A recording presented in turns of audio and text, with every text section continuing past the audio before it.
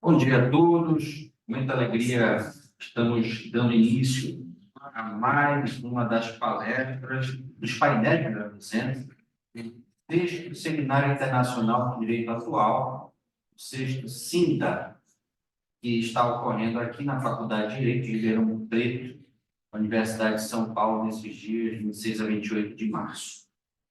Temos tido a oportunidade de participar de palestras plenárias e também de painéis. Esse é o painel número 5, Democracia, Separação de Poderes e ESG. Estamos no anfiteatro da USP de Ribeirão Preto e aqui na coordenação dos trabalhos, sob a presidência do professor Fábio Veiga, estamos eu, Jefferson Bacelar, da Universidade da Amazônia, e também o professor doutor Frederico Lima de Oliveira, da UNAMA, da Universidade da Amazônia.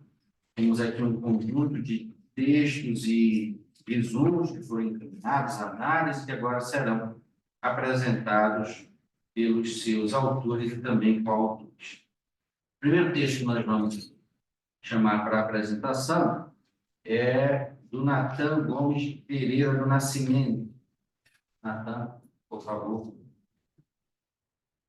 Da Universidade Estadual Paulista, Júlio Mesquita Filho. Ele falará sobre o impacto da estrutura da administração fazendária no contencioso tributário no estudo de caso em Ribeirão Preto.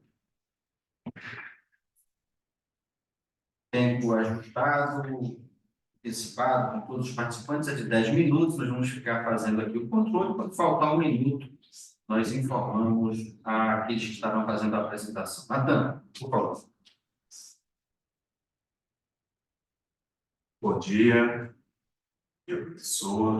Quero agradecer, primeiramente, ao Iberoju pela oportunidade de estar aqui, de trazendo o trabalho, a discussão, a pesquisa que eu venho conduzindo. Primeiramente, eu vou me apresentar. Meu nome é Natan Nascimento. Eu sou doutorando e mestre pela Universidade Estadual Paulista, Franca, Faculdade de Ciências Humanas e Sociais, pelo programa de pós-graduação em Direito.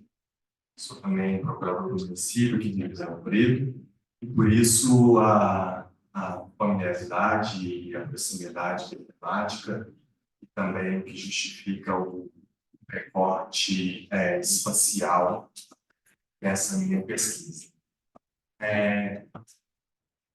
Essa pesquisa, ela vem num momento que eu diria bastante propício pela discussão nunca antes tão em voga como nós estamos tendo das questões tributárias. Desde a promulgação da Constituição de 88, muito se fala de uma reforma tributária. Todos os governos que passaram pelo governo federal falaram em reforma tributária, e essa reforma tributária parcial veio a acontecer, a primeira parte dela, no ano passado, em relação aos tributos sobre o consumo.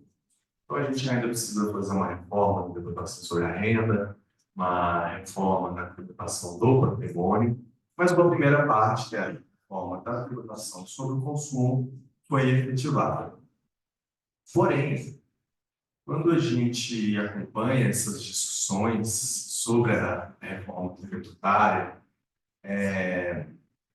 nós percebemos que sempre se está discutindo o que se cobra. Então, estamos discutindo se nós vamos cobrar mais tributo sobre o consumo, mais tributo sobre a renda, como vai ser a repartição dos tributos sobre o consumo, de quem é a competência tributária, se nós vamos ter ICMS, ISS, BIS, IVA, se vai ser um IVA único, se vai ser um IVA duplo. Então, nós estamos discutindo o que se cobra. Porém, há uma segunda discussão tão importante quanto no direito tributário, que é a discussão do como se cobra. E aí nós entramos num problema muito grande no Estado brasileiro.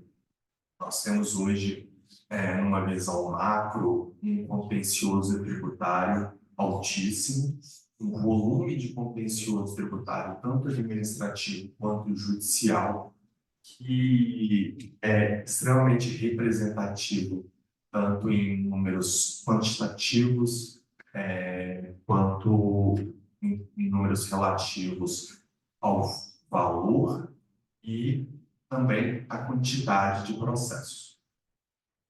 E aí, a Receita Federal e o CNJ, eles vêm fazendo estudos muito relevantes sobre a questão do contencioso tributário a nível federal, e esses estudos eles precisam ser levados para as esferas federais, estaduais e municipais. A União Federal ela tem um corpo amplo suficiente para conduzir esses estudos por sua iniciativa própria, só que a realidade local, a realidade dos municípios, apesar da maioria dos municípios contar com um corpo técnico bastante qualificado, esse corpo ele não é volumoso a ponto de ter condições de dar execução às atividades essenciais do município na questão tributária, fiscalização, lançamento, inscrição derivativa, cobrança administrativa, cobrança judicial, e ainda assim está estudando e pensando alternativas e novas formas de melhoria de eficiência da administração tributária. E aí que eu acho que entra a importância da academia de conduzir esses estudos e possibilitar para a administração pública dados, pesquisas, técnicas qualificadas que possam embasar políticas públicas tributárias.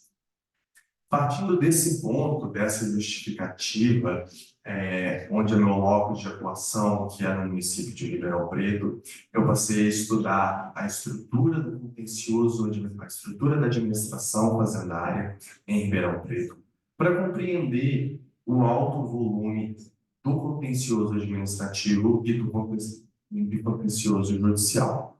Então, as pesquisas, os resultados parciais, é uma pesquisa em andamento ainda, os resultados parciais eles demonstram que há uma correlação entre o modus operandi da administração fazendária e o alto volume do contencioso administrativo e do contencioso judicial tributário.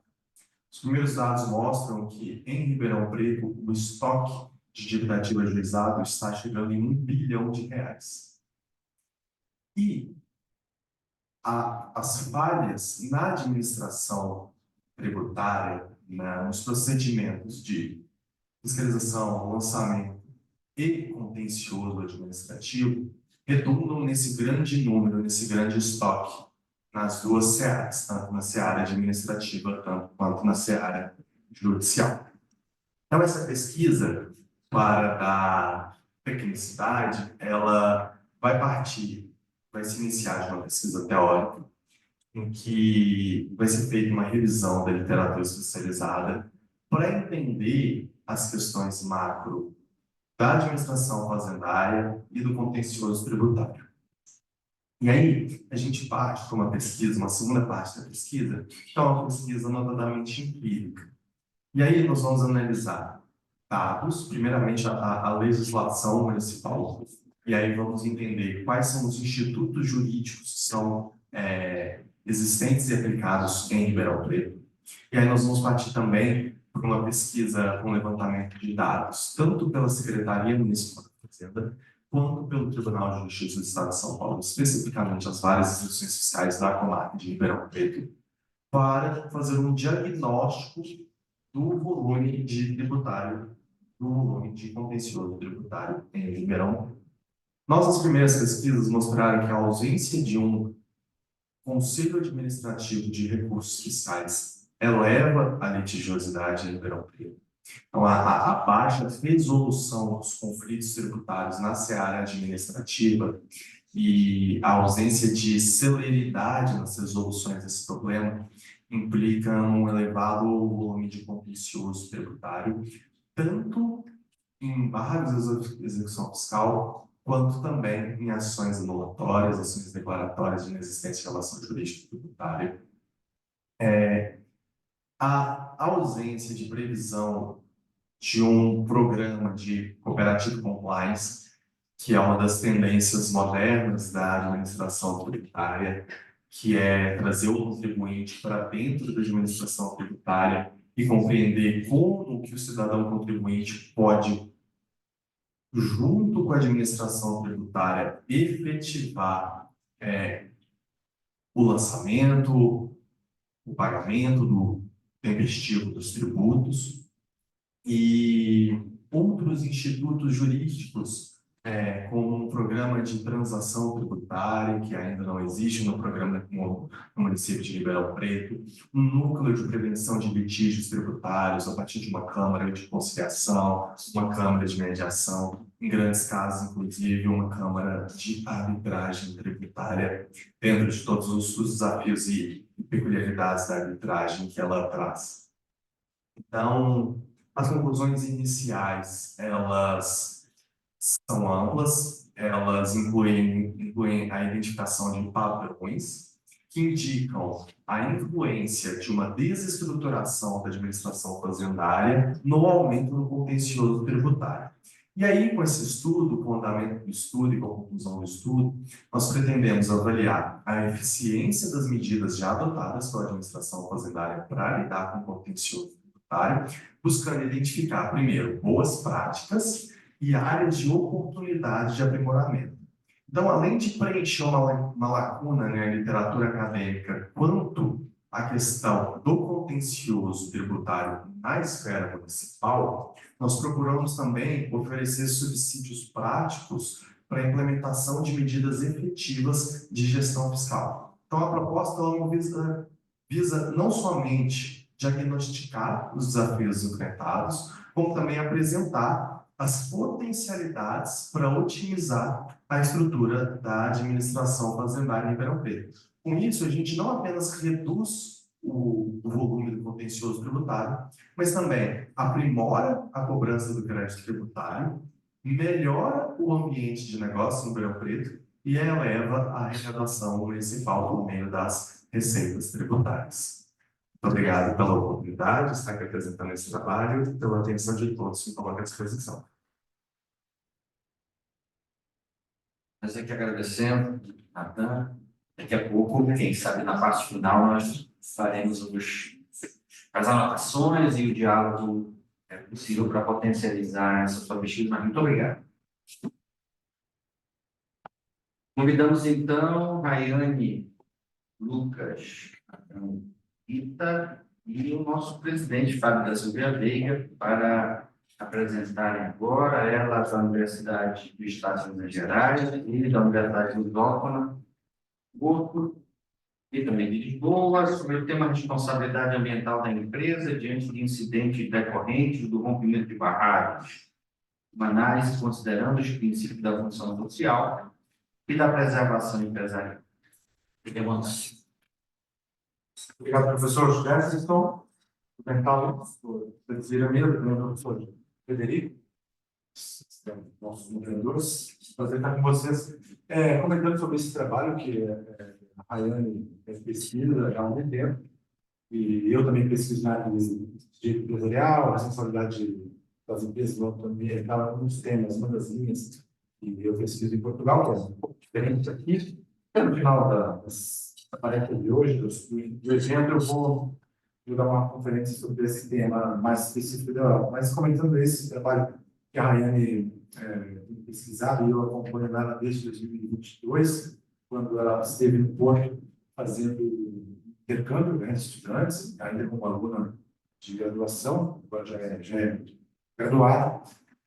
Nós temos, e ela tem desenvolvido, e eu tenho corrigido, né, feito as análises desse tema de responsabilidade social e também a responsabilidade ambiental das empresas, e nesse caso específico, com relação aos impactos que trazem as tragédias aí de barragens que aconteceram no Brasil. Não é um tema muito simples, né, na área do direito privado, nós fazemos uma análise mais do direito privado, para depois buscar as responsabilidades, não é muito simples. Tem várias formas de nós buscarmos encontrar a responsabilidade dos causadores do dano, né, claro que podem ser as próprias empresas que são proprietárias dessas barragens, e nós vamos fazer nós buscamos esse recorte mais privado do que público, né? Mais privado, porque no direito público também trabalha bastante responsabilidade. E uma das soluções, sempre trabalha a Embreca vai falar aqui, e não é uma solução definitiva, né? As doutrinas têm ainda tentado dar soluções mais pragmáticas. Eu defendo algumas posições, mas eles vão debater depois, não vai falar aqui. Eu quero que a Vanessa, enfim, fale mais, porque ela que tem que desenvolver mais ações, mas também que esteja nessa área. Então, Vanessa, bem-vinda e obrigado por colaborar nesse projeto. Bom dia a todos. Bem, o tema do trabalho, eu quis falar sobre o Ladinho e Mariana, pois a Vale, a antiga Vale, antes era a Vale do Rio Doce, era uma estatal, depois foi privatizada, ela tem várias barragens em Minas Gerais, onde ela faz a operação da exploração do minério no estado de Minas Gerais. O direito brasileiro, ele adotou a teoria do risco para quando o empregado, o dono da empresa, ele for fazer esse tipo de exploração, ele tem que ter consciência de que quando ele vai fazer essa exploração, vai ter algum risco. E o que a gente vai fazer com esse risco? Porque a Vale, ela causou um dano ambiental no Brumadinho e Mariana, onde a gente não pode recuperar um patrimônio histórico que tinha naquela região que é famoso Aleijadinho, só que a empresa ela tem que ser responsável por um dano causado na esfera ambiental. Só que na esfera do direito empresarial, no artigo 170 da Constituição Federal, a gente fala da função social da empresa, onde que a função social da empresa aqui no Brasil, além dela gerir postos de trabalho, ela também gere tributos onde que fomenta a economia do país e também daquele estado. Então fica naquelas dois lados. A Vale ela vai ser penalizada na esfera ambiental e criminal por não ter feito a vigilância, né, as vistorias nas duas barragens, pois se a gente for analisar Mariana e Brumadinho hoje, são duas cidades onde que as pessoas perderam tudo, e eu acho que até o ano passado, os moradores daquela região que perderam seus entes queridos, que trabalhavam na Vale, eles fizeram tipo de uma ONG para poder reivindicar os direitos e também para poder achar, acho que só falta 2 corpos para serem achados no meio da lama. E os bombeiros, eles falam que desde quando a barragem do Fundão estourou até nos dias atuais, ou aqueles corpos podem ter já entrado em decomposição e fica difícil de poder achar os corpos e também de como revitalizar aquela região.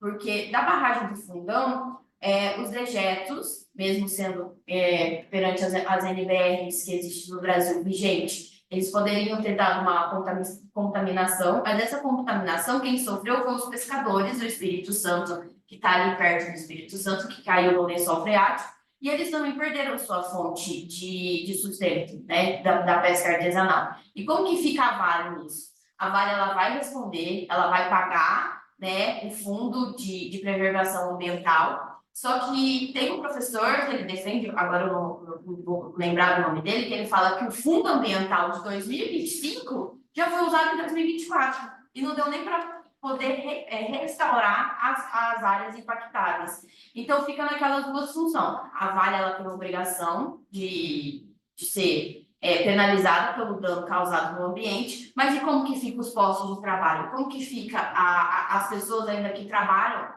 naquela região?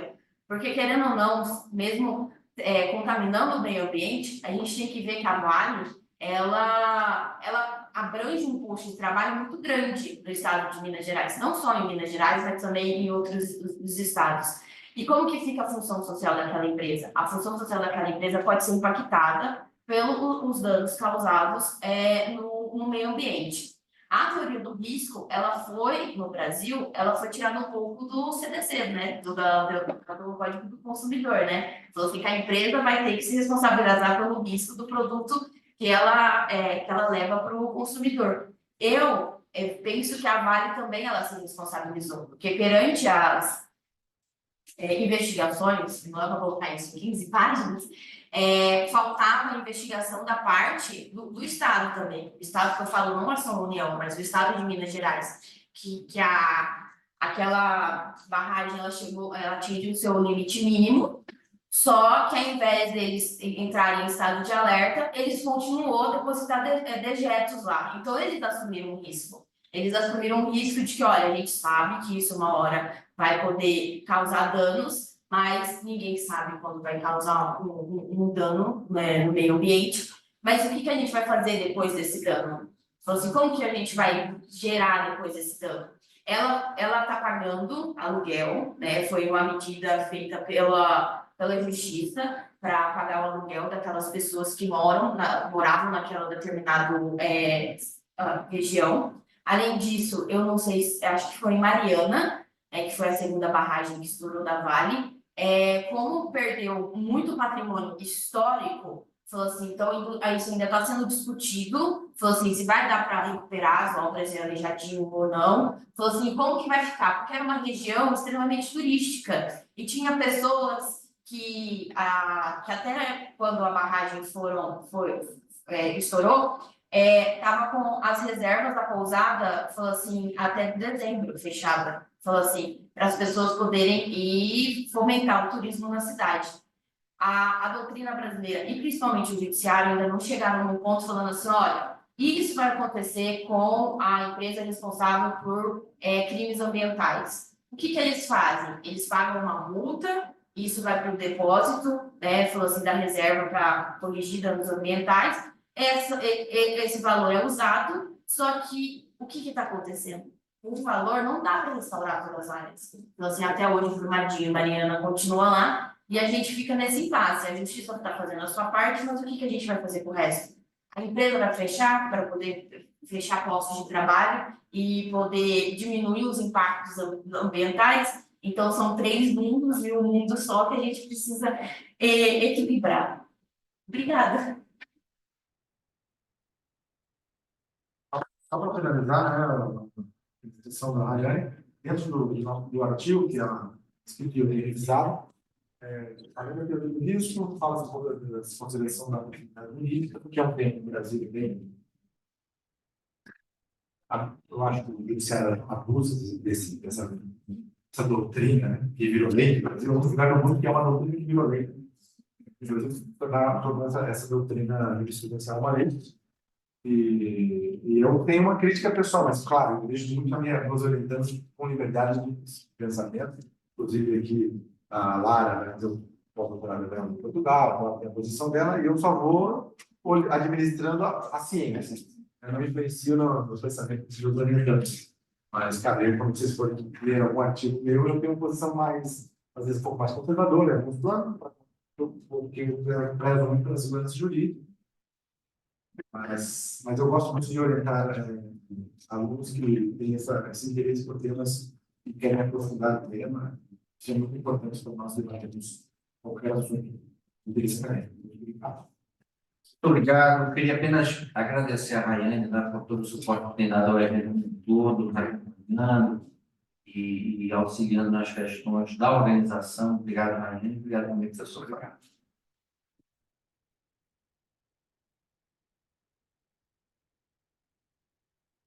Vamos ao terceiro texto. Eu não sei se as autoras, Cláudia Gil, Marina e o Otávio já chegaram aqui.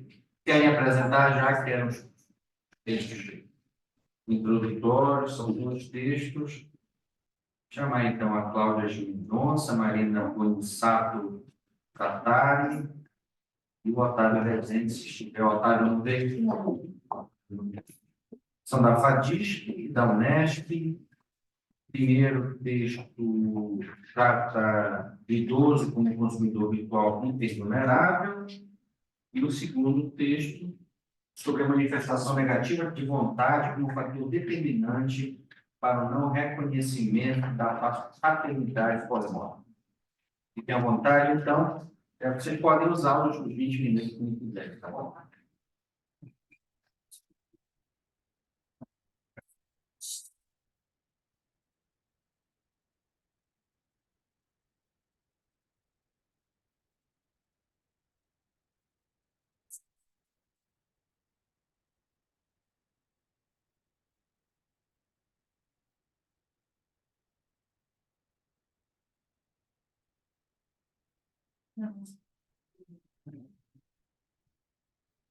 Olá, pessoal. Bom dia a todos e a todas. Me chamo Marina Fratai, né? Sou doutoranda da Unesp Franca, também professora substituta dessa casa. Minha companheira de profissão, doutora Cláudia Gil, mestranda da FADISP.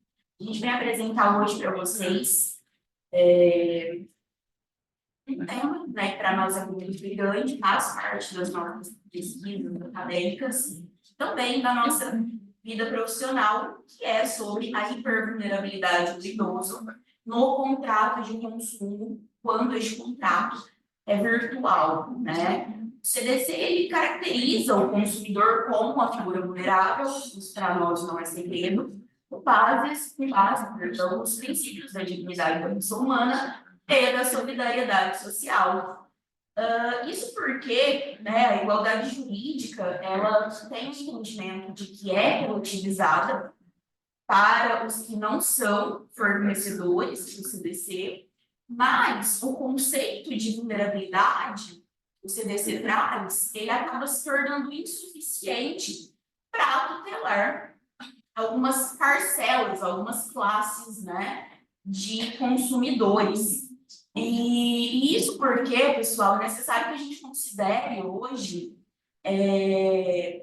os novos contratos que têm surgido, as novas formas, né, as novas formações de contrato. Então, o CDC, quando traz a vulnerabilidade do consumidor para essas novas formações de contrato, ao passo, por exemplo, no contrato virtual, ele acaba ficando não obsoleto, né, mas não cumpre ali a sua tutela com a efetividade que deveria. Esses contratos virtuais, eles podem ser contratos telemáticos ou contratos eletrônicos, né, e devem considerar o idoso, então, como um consumidor não vulnerável, mas sim hiper vulnerável. Esse conceito da hipervulnerabilidade é um conceito trazido pela professora Cláudia Lima Marques, que aqui a gente considera para poder estabelecer novos parâmetros de proteção consumerista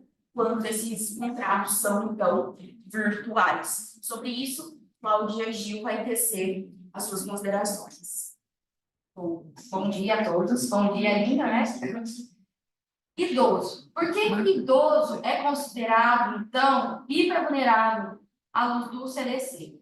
Idoso, naturalmente, passa por uma debilidade fisiológica.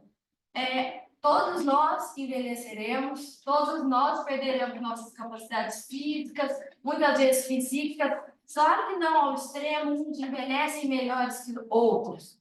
No entanto, é uma debilidade fisiológica natural e que eles vão perderemos essa vitalidade. Considerando que os avanços tecnológicos impactaram a vida de todos nós, as relações de consumo, o mercado financeiro não seria diferente. E o que antes já era de praxe, já era mais, entre aspas, mais fácil atingir os idosos com golpes, no meio tecnológico ficou ainda mais fácil, ainda mais porque muitos contratos, muitas empresas, até quem estava presente ontem na fala da doutora Vera, ainda é um meio onde não se sabe onde tem essa empresa, muitas vezes anônimo, então fica mais fácil por conta desse anonimato, de aplicar esses golpes, especialmente aquelas pessoas que têm uma maior dificuldade com essas novas tecnologias. Assim, o idoso, como ele vem dessa geração anterior e antes não, agora, vou fazer um paralelo aqui, que atualmente os idosos, muitos não têm essa capacidade ainda tecnológica. Acredito que futuramente, como hoje, é inerente a qualquer atividade nossa, pelo menos o celular, aqui todo mundo está com celular. Os idosos do futuro já vão ter essa familiaridade, mas para agora, muitos não têm essa familiaridade com esse meio tecnológico e, razão dessa própria perda, dessa vitalidade, às vezes não tem disposição para aprender o melhor, não tem quem ensine. E eles ficam mais propensos a esses golpes. Então, como forma de possíveis soluções para isso, entendemos que a educação, a capacitação, a inclusão, inclusive pelo próprio dever dos fornecedores em informar, de tornar as informações claras, precisa ser passado isso aos idosos. E quanto ao Estado, através dos órgãos de proteção, principalmente, fazer campanhas de informação. E aqui eu vou usar um exemplo prático disso da minha cidade. Eu sou natural de São Sebastião do Paraíso, Minas Gerais. Na minha cidade, na Semana do Consumidor, eles promoveram uma ação junto com a equipe duvidativa e levaram o coordenador do PROCON para chamar Ginástica, o Café com Direitos. E aí eles passaram, eu não lembro exatamente o nome do evento. Os idosos dentro das atividades deles ali no Vidativa, e ao invés de música, era o coordenador do PROCON ensinando. E ali é um momento que eles têm, pelo menos lá eles gostam muito do Vidativa, porque é um momento que eles têm de contato, de conversar, de estar praticando exercício, e ter isso junto com uma capacitação, uma informação, foi bem proveitoso e foi bem positivo. Então, é um exemplo de coisas que o Estado, através das prefeituras, dos órgãos de proteção, os órgãos, de modo geral, que tiverem contato com os idosos, tem os conselhos municipais de proteção aos idosos, eles podem criar esses tipos de ações para ajudar. Então, as nossas considerações a respeito deste tema são essas, estamos à disposição. Então, aproveitando, já vou emendar o segundo tema, onde nós traremos a questão do reconhecimento socioafetivo pós-morte, mas com uma manifestação de vontade de não querer esse reconhecimento pós-morte. Bom, então, falar de filiação, trocando de assunto, né, da água para o vinho, ou nem tanto do vinho para a água, mas falar de filiação é algo que já recebeu diversas formas de proteção ao longo dos anos. Inicialmente, todos nós aqui sabemos que filho era aquele havido na constância do casamento e biológico, o famoso filho legítimo. Muita gente ainda utiliza essa expressão, principalmente os mais antigos, famoso filho legítimo. Mas, com a Constituição Federal, abarcando o afeto como princípio basilar das famílias e principalmente como elemento constituidor desses núcleos familiares, outras possibilidades de formação desses núcleos, especialmente quando se diz pais e filhos, passaram a ser reconhecidas. Dentre elas, a filiação socioafetiva. Então, esse reconhecimento colocou de lado aquelas famílias estáticas e biológicas e passou-se, então, a essas novas constituições. E aqui, quando se fala em filiação socioafetiva, muitos doutrinadores trazem que ela, e eu concordo, em particular, e a doutora Mariana também, que espero que vocês, a filiação socioafetiva, ela se não é o verdadeiro sentido de paternidade. Porque o que é essa filiação socioafetiva? É um filho que não é biológico, mas o pai ou a mãe faz questão de tê-lo como filho. Ele quer ser pai daquela pessoa, ela quer ser mãe daquela pessoa. É aqui, então, repito, que é o verdadeiro sentido da paternidade. E aqui, paternidade no sentido lá. No entanto, hoje, ainda que há possibilidade do reconhecimento direto no cartório, muitas vezes ainda precisa da propositura de ação, em especial em casos pós-morte, onde essa mãe, esse pai que quis e exerceu esse papel de pai e mãe já faleceu. E nesse momento, para isso, a gente precisa cumprir com alguns requisitos para demonstrar esse estado de posse de filho. Aqui fica claro que vamos utilizar o entendimento da professora Maria Berenice Dias, onde ela nomeia esses 3 requisitos como trato, nome e reputação. Trato, então, pelo próprio nome, é a forma com que ele é criado, como ele é tratado. O nome é a utilização do patronímico da família, é o sobrenome. E a reputação, ela se apresenta, é como ele se apresenta publicamente em relação a esse filho, é ele demonstrar a todos o querer ser pai. As demais considerações, passo a palavra à doutora Maria. Muito obrigada, doutora Cláudia. Bom, pessoal, dando continuidade, né? O reconhecimento da filiação socioafetiva, importante que saibamos que ele não é claro no Código Civil, mas, através do entendimento do 1593 dessa lei, é possível que a gente tenha um entendimento de que é possível reconhecer a paternidade socioafetiva, e tem sido aplicado para o reconhecimento quando se dá no momento pós-mortem, né, através do conjunto probatório, que a doutora Cláudia nos especificou. Essa modalidade de filiação, pessoal, neste momento, né, que acontece pós-mortem, ela vem sendo reconhecida pelos tribunais. A gente tem exemplo do recurso especial 1.500.999, né, que permitiu reconhecimento da filiação socioafetiva pós-morte. O relator do caso foi o ministro Ricardo Vilas Boas Cueva, que reconheceu a socioafetividade justamente com base nesse artigo 593. Fato é, gente, que a filiação socioafetiva, ela vem ganhando espaço, notoriedade, né, para nós do direito civil, e não deve ser reconhecida como sendo menos, como sendo inferior, né, à filiação biológica ou à filiação adotiva. Contudo, precisamos aqui tomar alguns cuidados, né, ter algumas precauções. Os enunciados 256,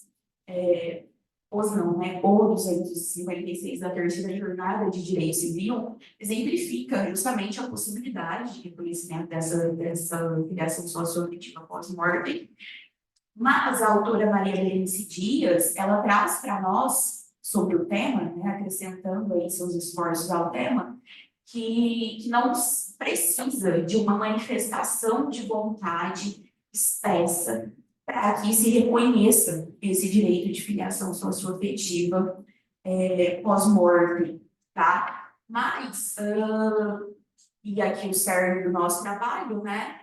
E quando há essa manifestação de vontade feita em vida, como é que fica?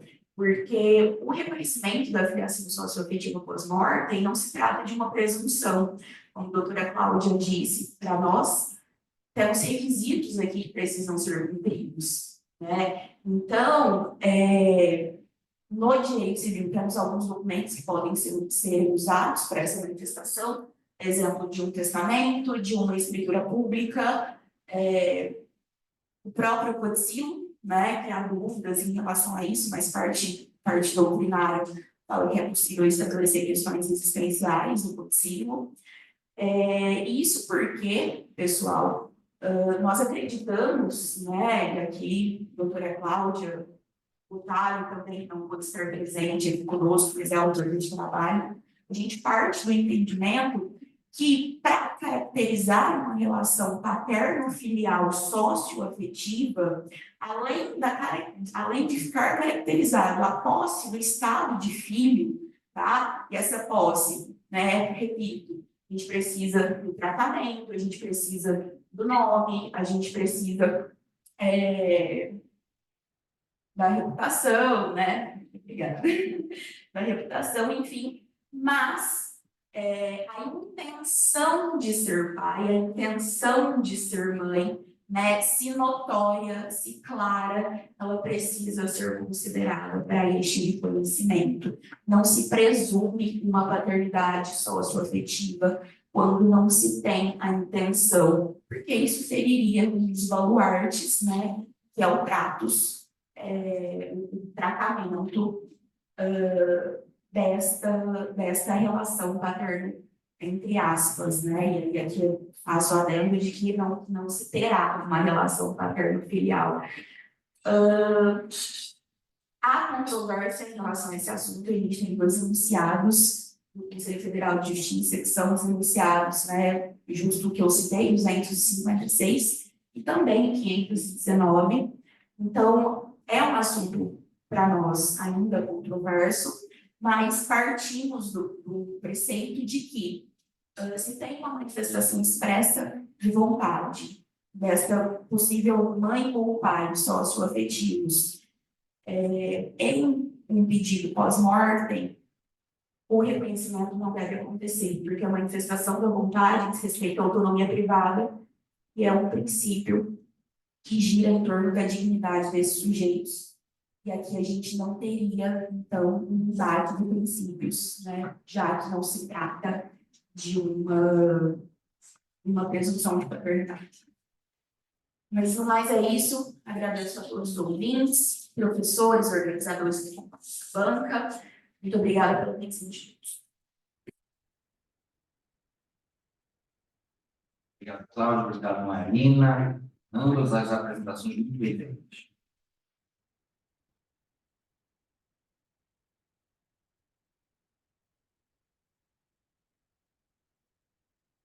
Bom, nós estamos voltando aqui na sequência, né, já que pegamos estamos das apresentações de dois, então agora é a apresentação Raimundo Santos Júnior, Linha, Jefferson Barcelar e João Marcos Castelo de Souza Barcelar. Os três somos da Universidade da Amazônia, o Raimundo Santos é um egresso do mestrado, eu sou professor do programa do mestrado da Universidade da Amazônia de Direitos Fundamentais. O Marcos é aluno da graduação e vai também apresentar esse trabalho. Fiquei feliz com a referência anteriormente feita a respeito de alunos da graduação, tem sido uma abertura recente até, não é, do Iberuju, para que a graduação também possa participar, e eu aproveito para fazer um convite, aqueles que nos acompanham pelas redes sociais, e também pela transmissão, não é? E também os que aqui estão, para o CONISAF, em maio desse ano, lá em Belém do Pará, coordenado pelo professor Fábio, por mim, pelo professor Fred.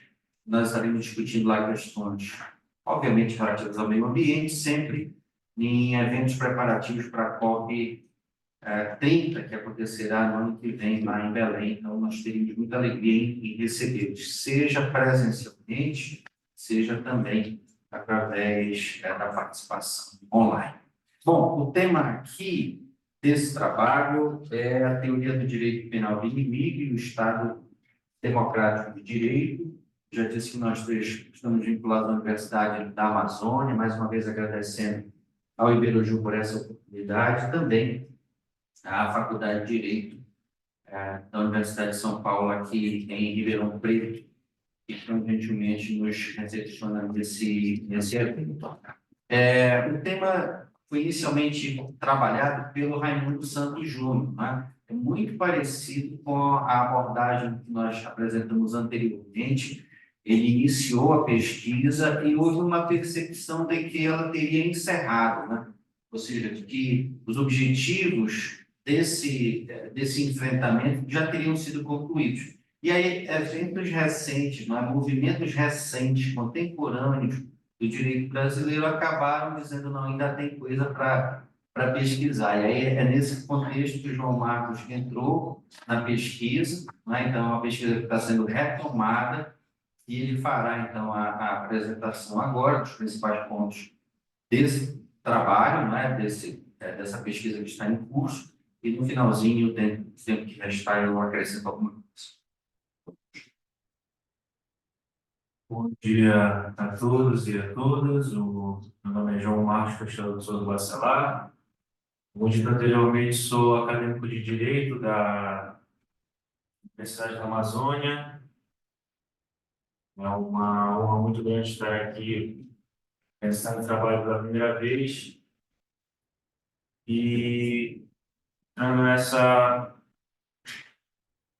pesquisa, né, do Santos Júnior sobre a teoria do direito penal do inimigo e o Estado democrático de direito, procurando conceituar a ideia do direito penal do inimigo e fazendo uma análise crítica da aplicação dessas ideias no Estado Democrático de Direito. A teoria do direito penal do inimigo ela foi postulada pelo alemão Gunther Jacobs como um desdobramento lógico de uma teoria maior, que é a do funcionalismo sistêmico. O funcionalismo sistêmico postula que a finalidade do direito e, consequentemente, da pena é meramente o fortalecimento do sistema jurídico em si, buscando aumentar a confiança do cidadão no sistema jurídico, não buscando proteger um bem jurídico lesionado, não buscando compreender as razões que levaram à lesão daquele bem jurídico, meramente fortalecer o sistema jurídico e aumentar a confiança do cidadão no sistema. A partir dessa teoria inicial, o Jacob vai especificar em uma palestra que o direito penal deve proteger o cidadão e deve ser utilizado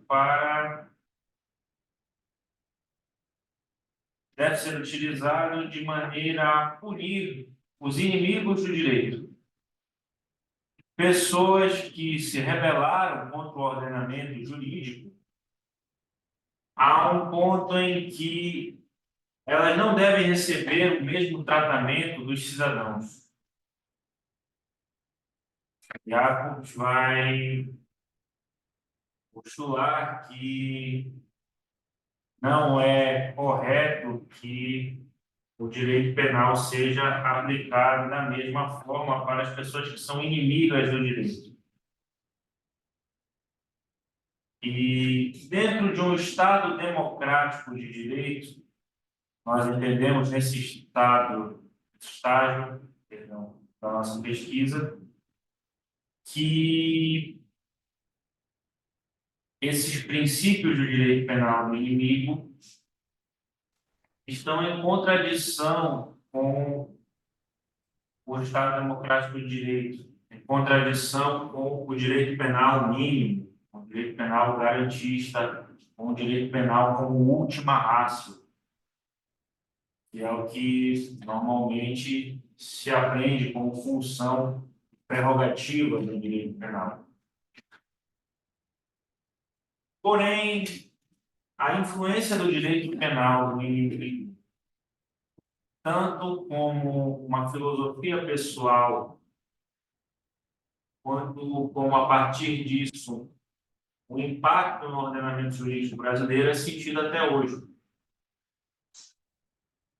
Quando nós pensamos no regime disciplinar diferenciado, quando nós pensamos na prisão preventiva, considerando a periculosidade do agente, desconsiderando a sua individualidade, motivos que o levaram a cometer o crime. Nós estamos pensando no direito penal do inimigo. Nós criamos e inflacionamos o número de leis penais, quase transformando o direito penal em primeira razão, em primeira ratio. E quando nós enxergamos esse aspecto maior do Estado Democrático de Direito, nós percebemos que o direito penal do inimigo é uma violação, é uma agressão a esse Estado. E nós chegamos a essa conclusão preliminar de que o direito penal do inimigo é válido em um plano teórico, precisa ser estudado, precisamos compreender as razões e todo o processo teórico do Jacobs a formulação do direito penal do inimigo, do funcionalismo sistêmico, da confiança do indivíduo no sistema jurídico, e um sistema jurídico que busca proteger a sua própria validade. Mas, nesse estágio da nossa pesquisa, nós entendemos que o direito penal do inimigo e as suas ramificações não encontram guarida quando pensamos em um Estado democrático de direito, um direito penal mínimo. Muito obrigado a todos pela oportunidade. Marcos, eu fazendo parte da apresentação, já me sinto contemplado todas as observações. Obrigado. Vamos para as duas últimas apresentações aqui, nosso painel 5, que trata de democracia, separação de poderes e ESG, chamando o Leonardo Bartoloso Rossi, da Universidade Estadual Paulista, que nos falará sobre a normalização da irresponsabilidade corporativa no direito internacional e seus reflexos no ordenamento jurídico brasileiro. Saudando aqueles que nos acompanham pelas redes sociais, fomos informados pelo nosso presidente, que está sempre inovando, não é? As iniciativas do Iberojur, e esse evento ele está sendo gravado, então ele poderá depois ser revisitado pela comunidade imensa do Iberojur, centenas e centenas de pesquisadores do mundo todo, e agora nós temos também essa possibilidade de depois acessarmos novamente as apresentações, tanto das plenárias como também dos painéis. Então vamos lá, Leonardo, você tem 10 minutos. Boa tarde a todas a todos que estão aqui e quem acompanha de forma online e também aos membros que compõem essa mesa. Eu sou Leonardo, eu atualmente estou no doutorado na Unesp, onde eu também fiz meu mestrado e, além disso, eu tive a chance de cursar uma pós em ciências criminais aqui na USP. Então, é uma felicidade poder estar aqui. Bem, o tema que eu trago hoje é uma linha, é um corte que eu desenvolvo na minha pesquisa de doutorado, mas, ao contrário da pesquisa, quando duas pesquisas acontecem, eu parto da análise do tema das empresas e direitos humanos, de um ponto de vista do direito internacional, do direito internacional. Num sentido em que, a partir disso, eu tento analisar de como que ocorre a regulação do tema de empresas e direitos humanos no direito internacional e de como ela vai se reverberar para os temas da responsabilidade social corporativa e também de quais são os seus efeitos no ordenamento jurídico brasileiro. Então, nós temos, a princípio, esses dois grandes núcleos, esses grandes discursos que, embora eles deveriam se interconectar, hoje existe um distanciamento cada vez maior entre o que seria o tema de empresas e direitos humanos, um tema que seria essencialmente do direito público, enquanto que a responsabilidade social corporativa seria o tema do direito privado e da necessidade que nós temos do modo público de superar essa dicotomia entre público e privado. O que vem aqui de uma forma extremamente artificial, o direito internacional, ele reduz de forma enquanto falha, no sentido em que constrói-se uma regulação em que nós temos uma forma que eu chamei de normalização da irresponsabilidade corporativa. Sobre empresas e direitos humanos no plano internacional, nós temos um começo do movimento regulatório ali na década de 1900 e esse é um tema que sempre esteve envolto em divisões ideológicas complicadas, enquanto que o Sul global queria a criação de normas vinculantes e obrigatórias. O Norte global que queria a adoção pelo voluntarismo, pela adoção dos códigos de conduta. E essa foi a visão e é a visão majoritária.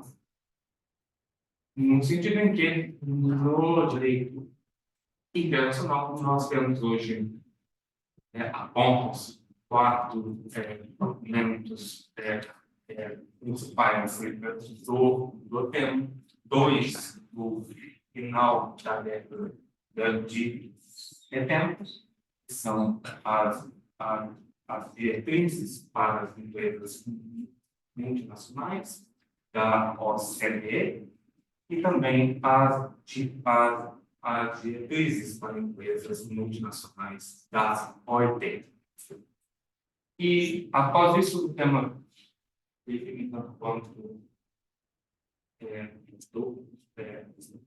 dormente, e daí, na década de 1990, nós temos grandes escândalos de violações de direitos humanos a partir da reconfiguração da organização das sociedades em cadeias de produção, como no caso da indústria têxtil e também da indústria extrativista, e daí que, a partir disso, as empresas passam a auto-regular suas cadeias de produção por meio desses códigos de ética e de conduta, sendo que, muitas das vezes, esses códigos, eles têm uma referência de respeitar alguns direitos no contexto, outros direitos de fora, é uma técnica que é conhecida como código. E daí que nos anos 2000 nós temos a edição do Pacto Global da uma iniciativa que desenvolvida do ponto de vista político para Lula e importância pelas empresas. E após isso, após a tentativa de criação de um marco regulatório vinculante, nós temos o mandato o representante especial sobre o tema de empresas de direitos humanos, John Ruggie, em 2005 a 2011, que cria o grande pilar internacional do tema, sendo que em 2008 ele faz um relatório que está toda a estrutura regulatória do direito internacional sobre a responsabilização empresarial, que se baseia em dever de proteger e confere aos estados, ou seja, um dever político, a obrigação de respeitar todos os direitos humanos internacionais pelas corporações e, por fim, que compete tanto às empresas quanto aos estados a remediação das violações cometidas às vítimas, mas ocorre que essa construção não altera o panorama internacional, porque nós temos de que, para que haja a responsabilização, é necessário que haja uma iniciativa do Estado. Então, não há, com esse relatório, com os princípios orientadores da ONU, uma alteração no direito internacional, e ele permanece restrito a uma visão estatocêntrica que não está de acordo com as empresas operam transnacionalmente na atualidade. E, nesse sentido, nós temos 3 modelos de responsabilização civil da atividade corporativa. Ela é chamada do país anfitrião, ou state, ou seja, no local onde ocorre o dano, e muitas vezes será um país em desenvolvimento. Nós temos a responsabilização extraterritorial, que precisa ser melhor desenvolvida, em que busca a responsabilização do ente corporativo na sua sede ou local de incorporação. Daí seriam os países dos Estados Unidos, a Europa, o Japão. E, por fim, nós temos a possibilidade do desenvolvimento da jurisdição universal, cujo principal exemplo atual seria a Bélgica, que apenas para apenas a repetir conclusão. Embora que exista nos princípios orientadores da ONU um pedido para que ocorra a criação de marcos regulatórios nacionais. Então, isso ainda não ocorreu no ordenamento jurídico prévio. Nós tínhamos o decreto 9.571 de 2018, que era uma diretrizes nacionais sobre empresas de direitos humanos, o qual tinha uma linguagem extremamente vaga e, além disso, algumas resoluções do Conselho Nacional de Direitos Humanos e alguns meses atrás, em novembro de 2023, por meio do decreto 11.772, houve a revogação desse decreto para que fosse formado um interministerial para a realização de um plano nacional sobre o tema de empresas e direitos humanos. Então, os próximos desenvolvimentos a respeito do que esse plano irá bater, quais os seus princípios e qual a sua forma de tratar sobre o tema será de extrema importância. Obrigado a todos e a todos. Obrigado. Obrigado. Vamos então a uma apresentação e depois nós teremos ainda um tempinho para as considerações que serão todas feitas em sequência pelo professor Júlio Araújo Carneiro Cunha e Franciele, também a Franciele, né? Só Não, você. Isabel. Mas eu vou. Ah, então tudo bem. Vamos. Pode muito você. Não, você já está aqui, Isabela, porque estava aqui colocado. Sem problema. Vamos lá, já temos duas apresentações. Inclusive, louvando a iniciativa e também a presença, não é? É muito comum, já participei de vários Verojus, é muito comum nós termos, né, professor Fábio, algumas apresentações que não ocorrem, né? E aqui a gente está vendo a integralidade da programação acontecendo, então isso é na verdade, uma felicidade imensa. A doutora Isabela Moreira Domingos foi remanejada para cá, aqueles que têm a sua programação, né, de um outro painel, mas muito felizes conhecendo já a doutora Isabela de outros eventos também que do Iberoju, e temos a alegria de ouvi-la, que tratará sobre o tema blockchain, inteligência artificial, uma aliança transformadora. Isabela, você tem 10 minutos.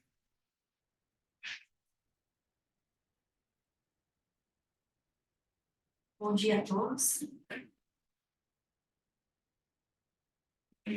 É uma imensa satisfação estar aqui. Parabenizo a todos os coordenadores, o Fábio, a Helena e a Maiane também, e os professores da mesa e os colegas que me antecederam. E muito interessante como que os trabalhos eles se relacionam, né, professor? Eu estou trabalhando no doutorado em Novas Tecnologias, e essa pesquisa é sobre a integração de blockchain e inteligência artificial em uma perspectiva ambiental. Sou doutoranda da Universidade Federal de Santa Catarina e bolsista CAPES Proense. Então, pode passar, né? Aqui nós vamos trabalhar como que essa tecnologia blockchain funciona e como que ela pode ser utilizada para o aprimoramento da transparência, sobretudo para uma proteção do meio ambiente e proteção dos direitos humanos. E esse link entre a corrupção e a transparência, que vai afetar os crimes ambientais, traga um estudo de caso e também a questão do acordo de Escazú entre a América Latina e o Caribe. Pode passar. O blockchain, ele é uma tecnologia imutável.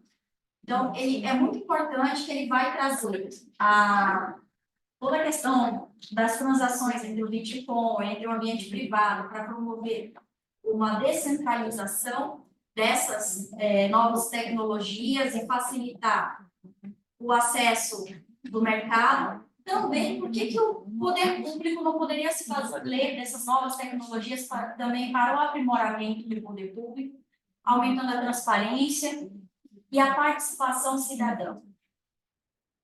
Então, isso vai facilitar o compartilhamento dessas informações entre os órgãos públicos e também a questão de promover os registros de forma imutável. É muito difícil fazer ali uma alteração e promover também a questão do registro da piora, quem fez aquelas transações data e hora, e qualquer modificação ele fica registrado em cadeia.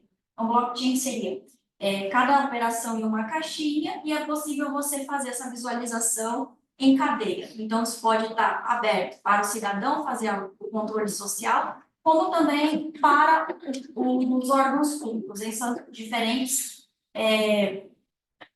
hierarquias. Então, aqui seria um exemplo da blockchain, que ele pode ser programável, pode passar. Ele vai aumentar a segurança, a questão da imutabilidade dos dados, o registro em timestamp. Só passar para o próximo slide. E a questão também dos registros distribuídos para vários órgãos. Um exemplo da utilização da tecnologia blockchain seria também a questão para o registro de propriedade intelectual, das pesquisas, sequenciamento de genomas, de toda a biodiversidade da floresta amazônica. Então, tudo isso poderia ser sequenciado ali em cadeias para garantir a propriedade intelectual daquelas informações, né, que não fosse passado para um outro pesquisador estrangeiro que tivesse feito uma pesquisa em campo no Amazonas e dizer que aquilo foi uma descoberta dele, no caso assim.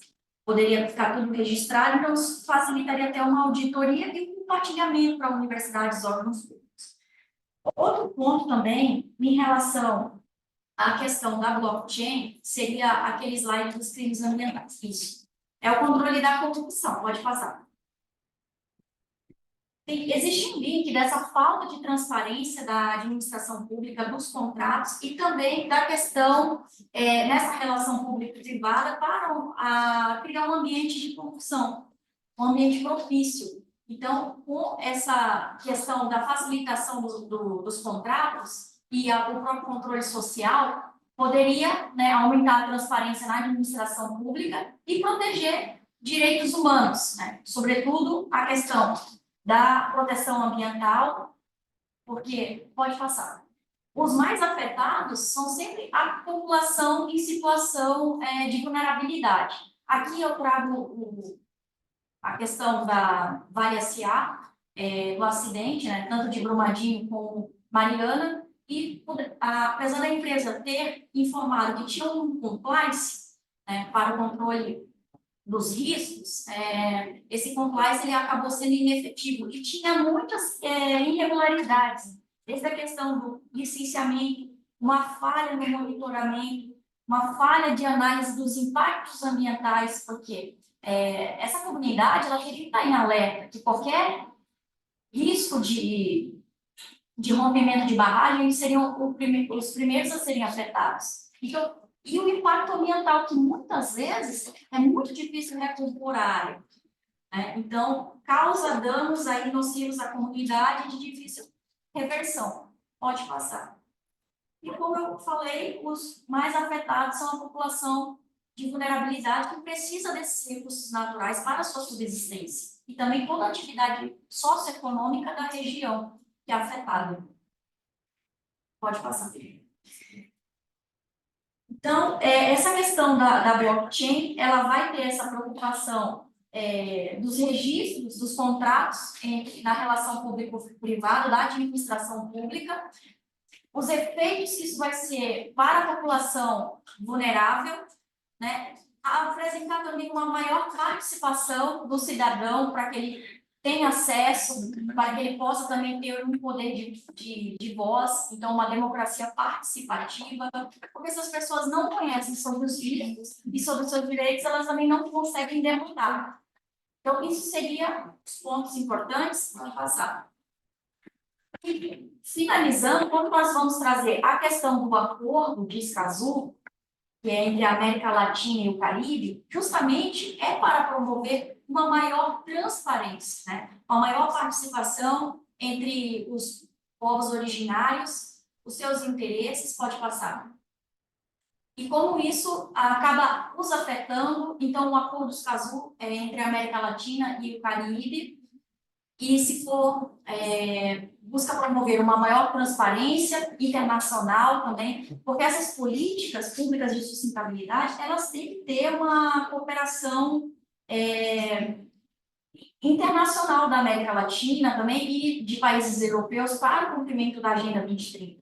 É impossível a gente falar de uma política de sustentabilidade que o Brasil não se envolva com a América Latina, os outros países. A Amazônia, ela faz parte de diversos países, então precisa ter uma consonância entre essas políticas públicas. E a blockchain, ali os contratos em registro, é possível que, até de uma perspectiva de auditoria internacional, para entender o que está sendo feito e também coibir uma possível utilização, seja de empresas ou do próprio Estado, a questão da sustentabilidade como marketing. Então, é possível identificar ali se isso está sendo utilizado de uma forma mais supérflua e sim uma efetividade.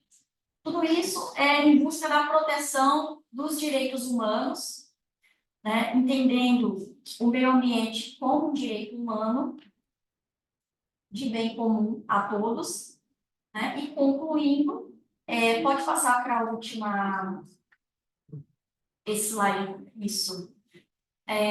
Tem um economista indiano, que eu gosto bastante, o Amartya Sen, e ele fala que não dá para ter um crescimento econômico sem pensar na questão humana, na questão do desenvolvimento, que vai muito além de critérios econômicos, mas também da própria liberdade do indivíduo de poder dizer aquilo que vai lhe fazer bem, vai lhe trazer bem-estar e desenvolvimento. E conhecimento, morar num local de proteção ambiental que tenha uma água limpa, que os pescadores possam ter acesso à sua atividade socioeconômica, tudo isso influencia para o desenvolvimento, né? Pensar globalmente, né? E agir também localmente, para que esse desenvolvimento seja das comunidades também. Isso é uma questão muito importante. Às vezes acabamos nos esquecendo na formulação de políticas públicas. Pode passar.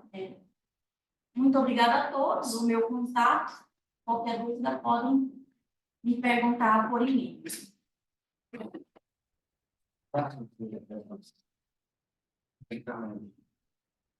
Vamos então. Aqui nós já tínhamos mais uma inclusão, então nós estamos com um compromisso de às 13 horas encerrarmos todas as atividades desse painel. Mas agora sim, Júlia Araújo Carneiro Cunha e Francisco Coutinho Vitor de Barros. E depois teremos a última apresentação antes dos comentários. Agradecendo a paciência de todos e todas, de prestigiar também as apresentações dos outros membros, dos outros componentes desse país. Estamos então com a Franciele, né? Franciele Coutinho Vitor de Barros, Universidade 9 de Julho, com o tema Desafios na implementação do Rule of Law no domínio global, implicações na responsabilização dos crimes de guerra. Isso, obrigada. Obrigada, professor, obrigada ao Iberogil por essa oportunidade de apresentar o trabalho, né? Bom, o tema, então, da minha apresentação, como o professor disse, né, são os desafios na implementação do Rule of Law, né? E esses dias eu estava até apresentando um trabalho do meu cunhado, que vai apresentar, sabe, né? A gente apresenta para os amigos antes para ver, passar pelo crivo, né? E aí eu estava apresentando para o meu cunhado, ele é professor de geografia, e ele falou assim para mim: nossa, mas vocês do direito acham que consegue resolver todos os problemas do mundo, né? Eu falei, não é? Não. Mas, assim, não é a intenção, mas, assim, pelo menos problematizar, né? Problematizar as questões que envolvem. E aqui hoje eu trouxe uma perspectiva, então, dos desafios do Rule of Law, seria do direito internacional mesmo, e o que isso implica, né, nas guerras, né? O direito internacional, qual que é a relação dele em relação às guerras que estão acontecendo no mundo, né? Bom,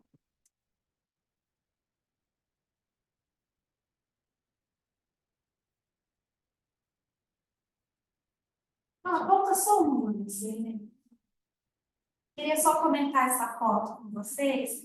Essa imagem que vocês estão vendo, ela é de estudantes iraquianos que estão visitando o abrigo antiaéreo em Ameriá. Essa foto foi feita em 2003. né? E é uma estrutura que fica na área residencial no oeste de Bagdá, né? E ela foi destruída em 91, né? Durante a Primeira Guerra do Golfo, por 2 bombas americanas guiadas a laser, e matou pelo menos 408 civis, e a maioria foi queimado vivo, né? Durante essa operação. E antes de falar da problemática, eu queria só comentar um pouco sobre o Lula. Bom, esse termo, ele também não tem uma tradução direta para o nosso idioma, e por isso, na minha pesquisa, eu preferi manter ele dessa forma, né? Alguns traduzem para o direito, Estado de Direito, né?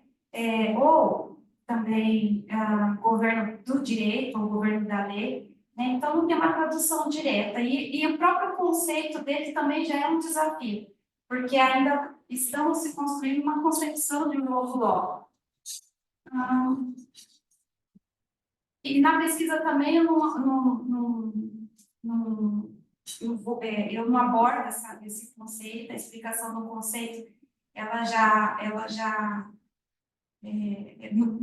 desculpa, a pesquisa ela não mapeia a história do conceito, né? Eu já parto do conceito formado, né, por um autor que eu usei bastante na minha pesquisa, que é o professor Gerardo Costima, né? Então ele aborda esse conceito que, em síntese, ele vai dizer que o novo law ele promete recursos contra o exercício arbitrário do poder, né, por meio do uso diferenciado de ferramentas do direito. Então, vamos lá, quais seriam as implicações, então, se a gente pensasse no direito, no direito internacional em relação às guerras?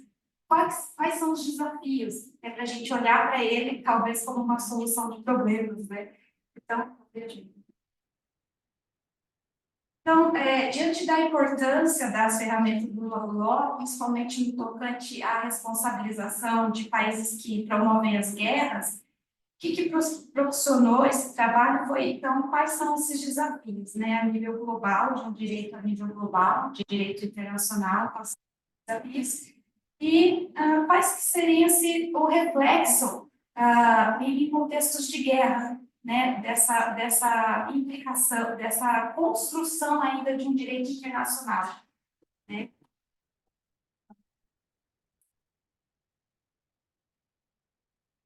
Aqui eu coloquei proposição por indicação do meu orientador, ele falou, não coloca hipótese, que a gente comece a entrar numa metodologia talvez um pouco arriscada, mas a proposição para a minha pergunta, quais são então os desafios do direito internacional em relação aos ambientes de guerra, uma questão que foi presumida na pesquisa é que quando você tem uma sensação de impunidade que permeia um contexto global, de forma gradual, ela também vai chegar nos contextos de guerra, né?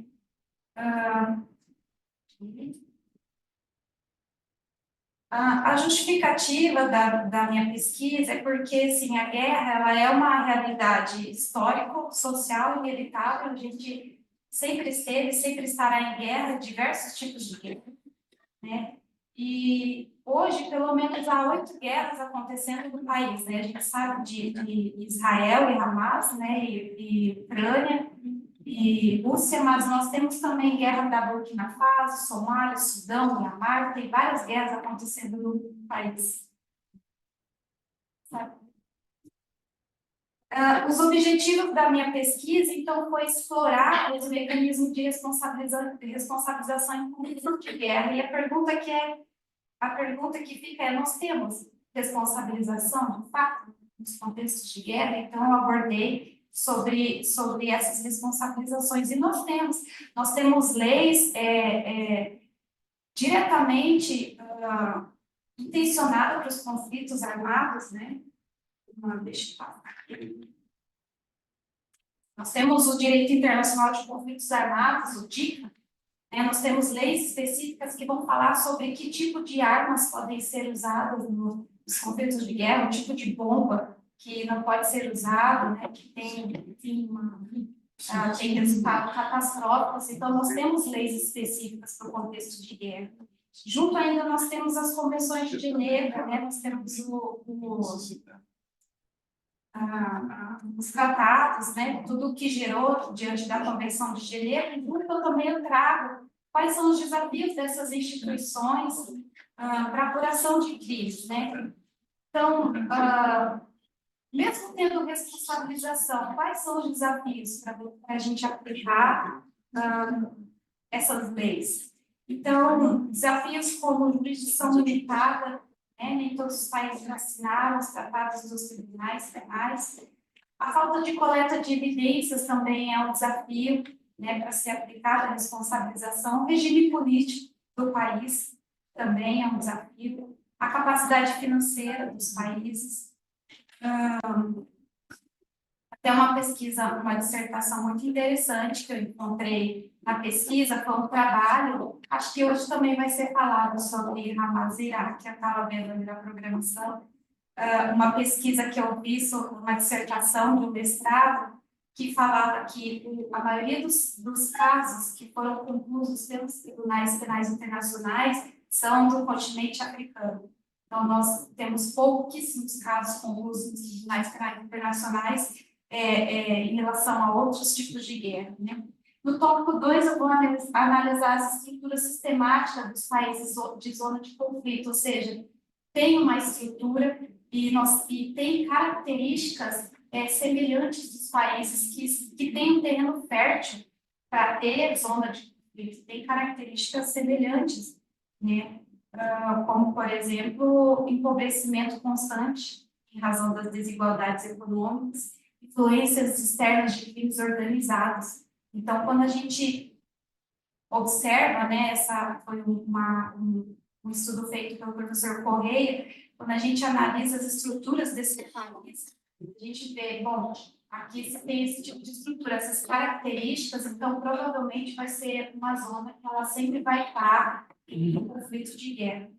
E no tópico 3, eu analiso os desafios da governança global, né? Quais são os desafios, primeiro de tudo, do direito internacional?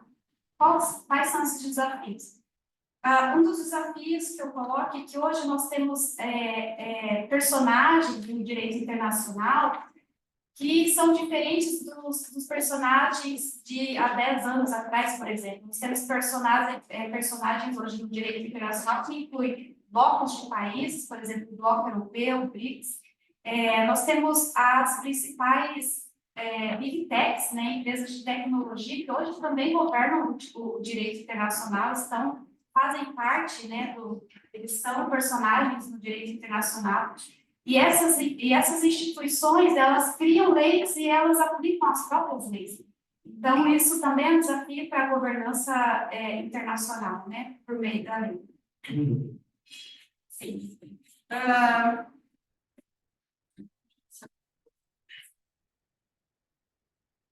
No marco teórico, então, principalmente, como eu disse, eu usei o livro do professor Geraldo Toshima.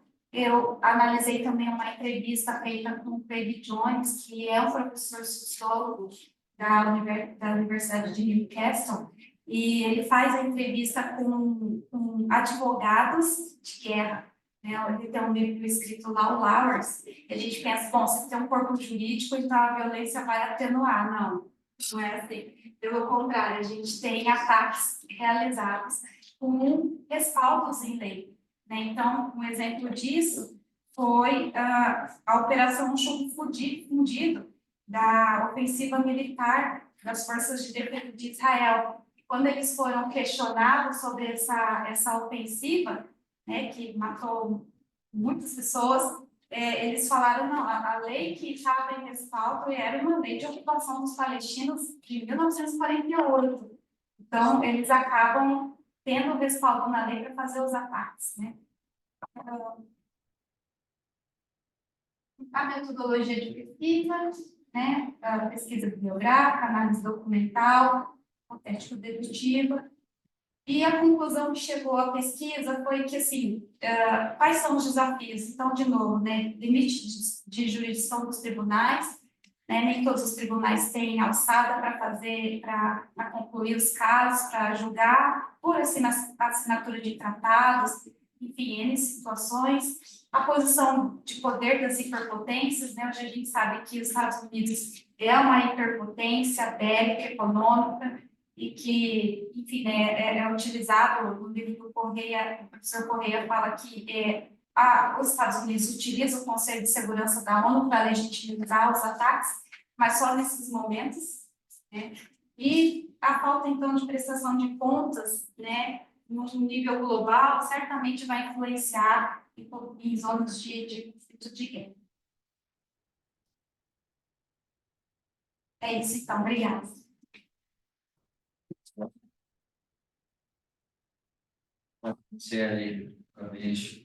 Vamos então a última apresentação do professor Felipe Antônio Lima de Oliveira, Universidade da Amazônia. O tema é novas influências.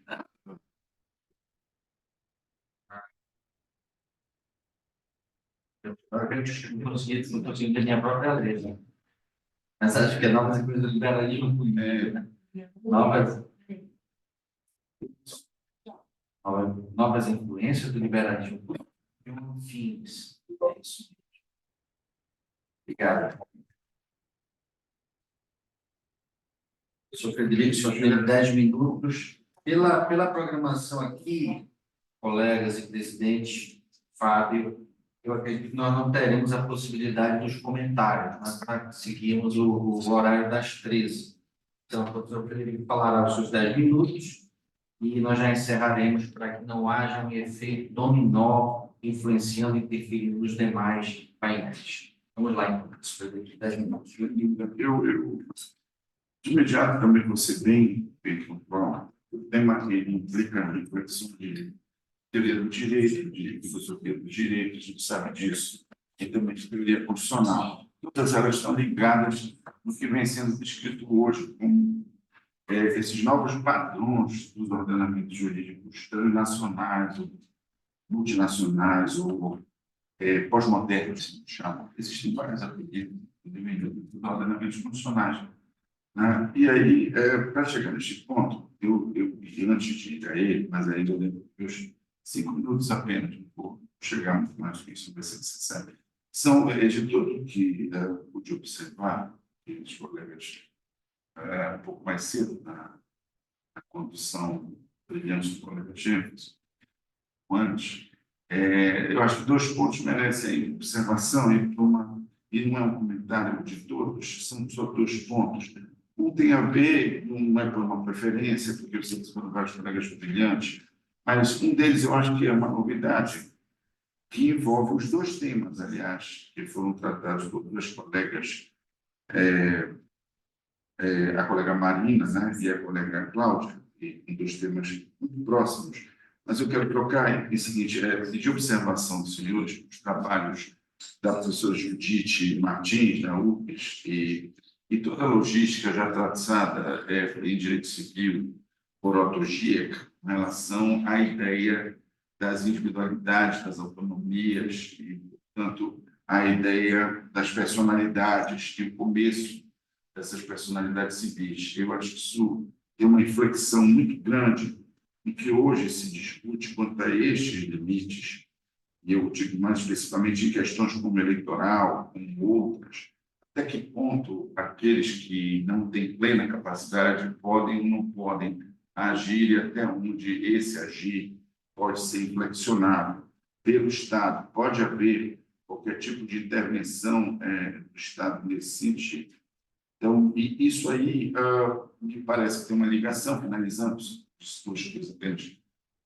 O primeiro ponto tem uma relação direta com a ideia de fundamentalidade e tudo que a doutrina italiana vem trabalhando quanto à ideia de norma e aí a ideia de função versus a ideia de instituição. Norma, função, instituição. Como é que o ordenamento pode agir na vontade das pessoas quando ela é feita individualmente e não em instituições que representam pessoas?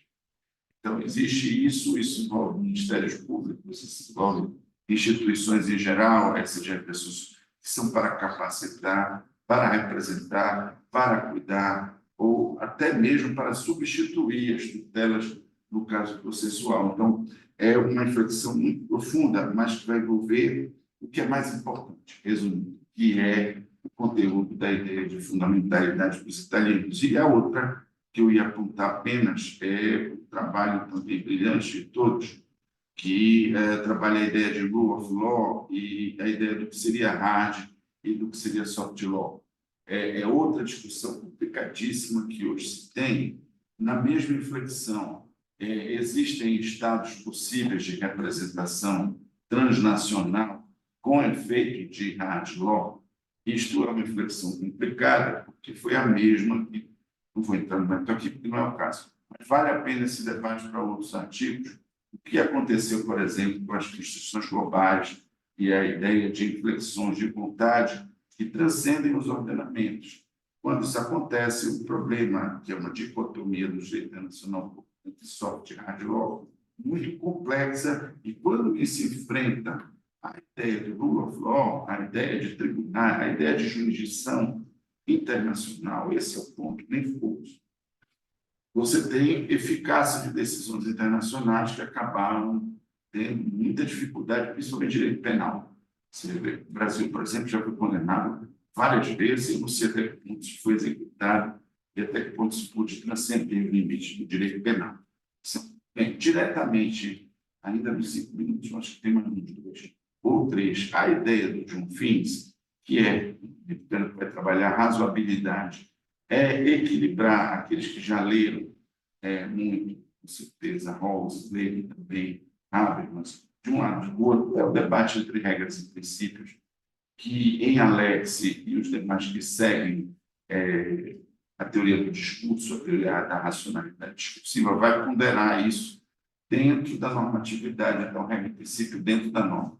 É diferente de todos os saxões e, sobretudo, o nosso exemplo de Dworkin, que vai trabalhar isso como certo e errado, como totalmente ou não total para aquilo que é aplicado. Falando, então, ele trabalha moral, ele não trabalha uma regra específica. Essa diferença, no fim, é muito importante, porque ele vai buscar nessa diferença uma ponderação racional, que não vai conseguir se mostrar clara se não houver ou não existir a busca de um padrão. É isso que, finalizando, acho que estou terminando os 5 minutos, é isso que encontra mais uma grande dificuldade nos sistemas jurídicos ibéricos, como é o caso do brasileiro e de todos os que foram colonizados. O que nós tentamos fazer?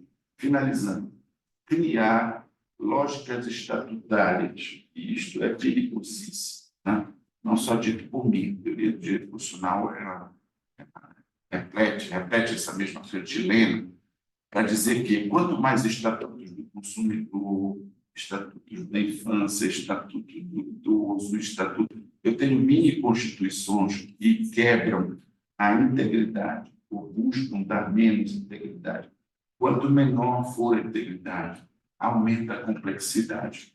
Aumentando a complexidade, a teoria dos sistemas vai nos dizer que eles se comunicam com mais dificuldade. O quê? Os sistemas sociais, a sociedade, político, jurídico, econômico, interesses, saúde. Veja como é difícil decidir sobre a saúde no Brasil. O que eu devo deixar morrer? O mais velho, o mais doente?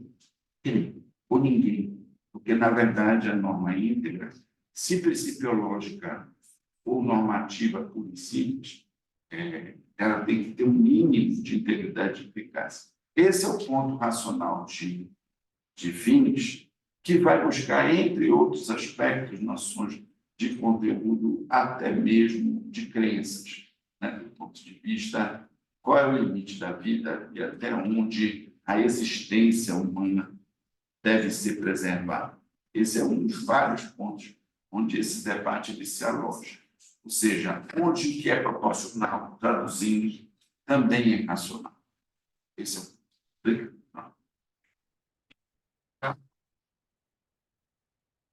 As observações feitas em alguns dos trabalhos, dentro do tempo possível, e também pela apresentação das ideias nessa última comunicação.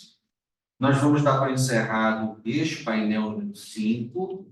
Agora nós temos um intervalo de almoço que vai até um pouquinho antes das 15, porque às 15 nós já temos a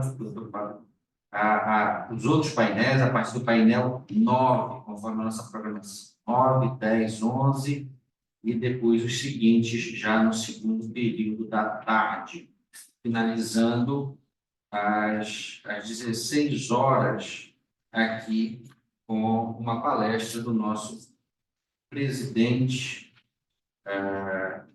o Fábio Veiga, e, por fim, o encerramento a partir das 18 horas, com a presença de representantes também da Faculdade de Direito de Ribeirão Preto, da USP de Ribeirão Preto. Muito obrigado a todos e a todas. Bom almoço.